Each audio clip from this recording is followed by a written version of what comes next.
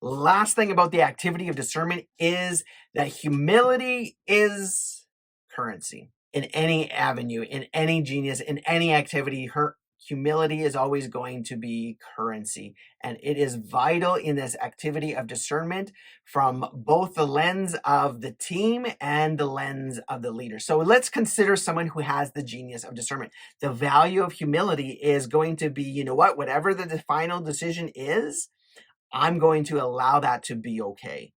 That as someone who has the genius of discernment, that is crucial for me to be lay down my right to be right, my idea that I am right, because it's easy for us to be convinced that we may be right about something, but it's so important for us to put the team ahead of ourselves and to submit to that process of decision making, that leader who is making that decision, but then not just to submit to that, but then to commit to the idea, the solution, or whatever that's been decided upon. Commit to the decision and offer your genius still on a micro level. Like, how can I make this better? How can we tweak this?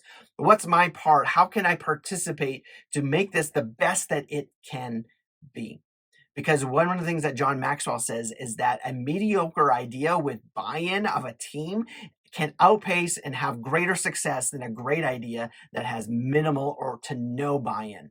And so what you do is you empower that idea by your commitment and your buy-in. And from a leader's perspective, it's really that idea of inviting the feedback, inviting and engaging and spending time in the discernment and creating space for discernment to happen. And on everybody's part is this idea of, you know what, I don't have to be right. Yeah, I don't have to be right. If team members from the leader all the way down, whatever your org chart looks like, if it can be adopted, this attitude of I don't have to be right, then we can eliminate that phrase, I told you so. If things go right, I told you so. Told you it was going to be a good idea.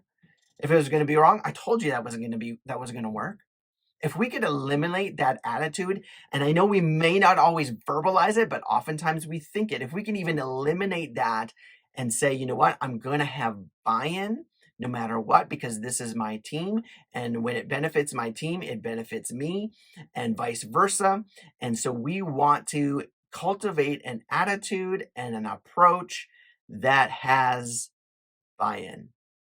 And that buy-in doesn't happen unless we have humility. So humility is currency when it comes to discerning as a team. Hey, thanks so much for watching and for developing yourself. I hope this content has been helpful for you in your leadership development and in your team development. Hit the subscribe button, hit the notifications, and would love to share more with you as we go along, and maybe even share this with a colleague or a friend or someone that you know would benefit from this kind of content. Thanks so much.